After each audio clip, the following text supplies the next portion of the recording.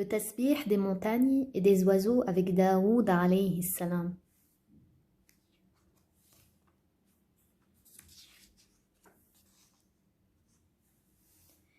Parmi les différentes choses que Allah Ta'ala a révélées à son prophète Muhammad sallallahu alayhi wa sallam, il y a les nouvelles concernant certains prophètes honorés. Ces prophètes ont patienté face à l'incrédulité de leur peuple, et ils ont patienté face aux épreuves et aux difficultés qu'ils ont pu rencontrer jusqu'à ce que Allah les en délivre. Leur patience fut telle qu'il leur a donné une immense récompense. Allah a cité ses prophètes du temps jadis afin que notre prophète Muhammad soit réconforté par leurs récits. Parmi eux, il y a notre maître Daoud alayhi salam. Malgré sa souveraineté fermement établie, il n'a pas échappé aux tristesses et aux tourments, et il n'y a pas moyen de se débarrasser de la tristesse dans le bas monde.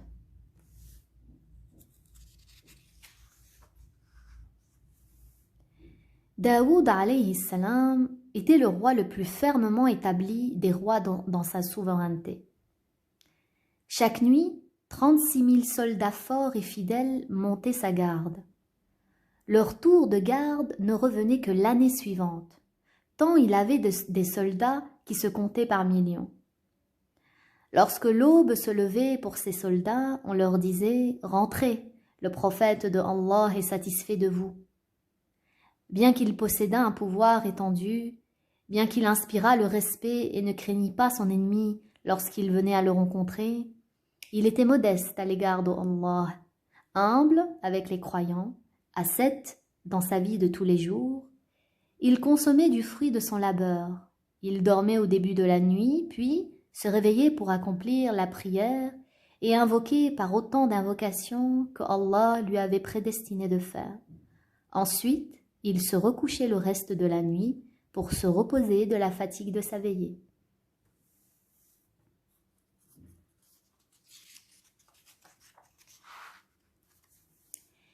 Daoud alayhi salam a reçu un miracle éclatant de la part de Allah. Allah lui a accordé une voix belle et forte qu'il n'a accordée à personne d'autre avant lui. Lorsqu'il récitait Az-Zabour, le livre céleste qui lui avait été révélé, les oiseaux s'immobilisaient dans les airs. Les anges et le vent les rassemblaient pour lui. Ils écoutaient son beau tasbih, ses évocations de glorification, et répétaient ce qu'il disait. Ils faisaient avec lui le tasbih avec des sons très divers et des mélodies des plus belles.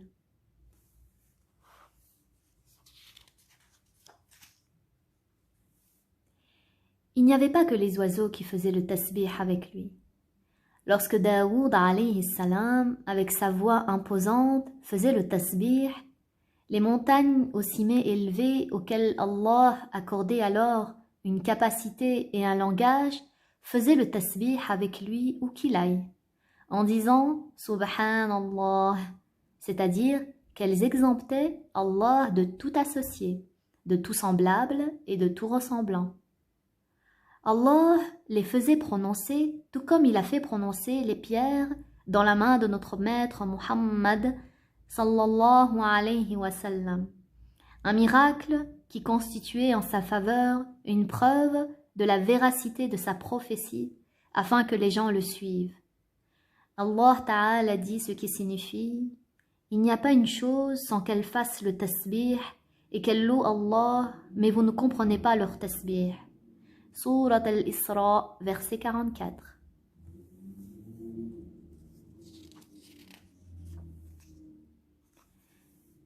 La voix de Daoud alayhi salam était si belle lorsqu'il récitait le livre de Allah que les fauves se rassemblaient et se bousculaient dans son assemblée autour de lui, de telle sorte que si on les saisissait par le cou et qu'on les tirait, ils ne s'enfuyaient pas. L'eau qui coule également s'arrêtait de couler au son de sa belle voix, alayhi salam.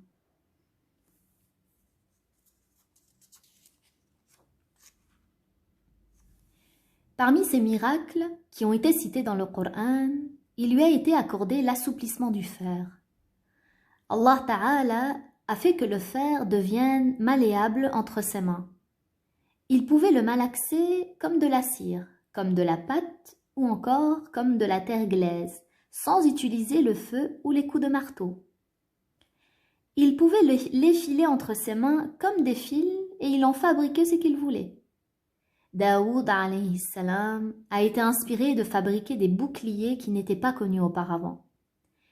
Les soldats utilisaient jusqu'alors des armures qui étaient handicapantes lors de l'attaque et ailleurs.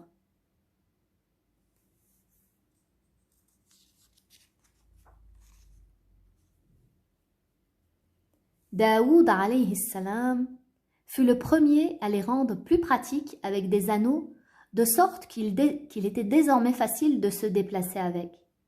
Les gens ont appris par la suite comment les fabriquer et les populations sur Terre ont pu en profiter.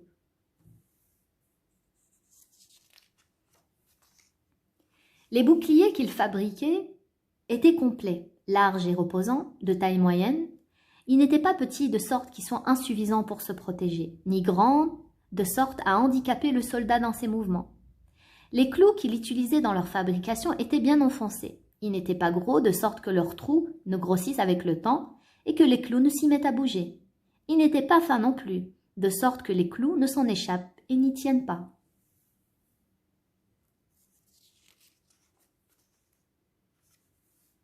Daoud alayhi salam fabriquait chaque jour un bouclier qu'il vendait pour 6000 dirhams, comme cela a été dit.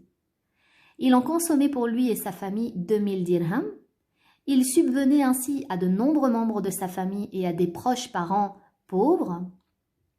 Il donnait les 4000 restants en aumône pour les nécessiteux et les miséreux parmi les fils d'Israël.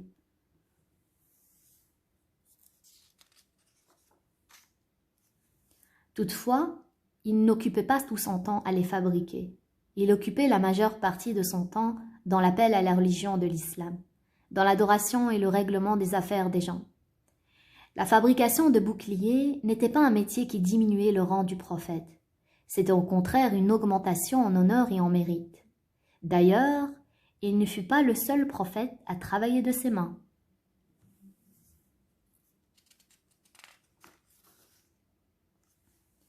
En plus de la fabrication des boucliers, il fabriquait les paniers en paille. Adam était laboureur. Nouh était dans le métier du bois. Idris était le tailleur. Youssouf était le garde du trésor public d'Égypte. Notre prophète Muhammad sallallahu alayhi wa sallam faisait du commerce avant de recevoir sa mission de prophète. Après la révélation, il s'est entièrement consacré à l'appel à l'islam. Ainsi, le métier permet à la personne de ne pas dépendre des gens. Il lui permet de repousser les nuisances et les difficultés. Barakallahu fikum.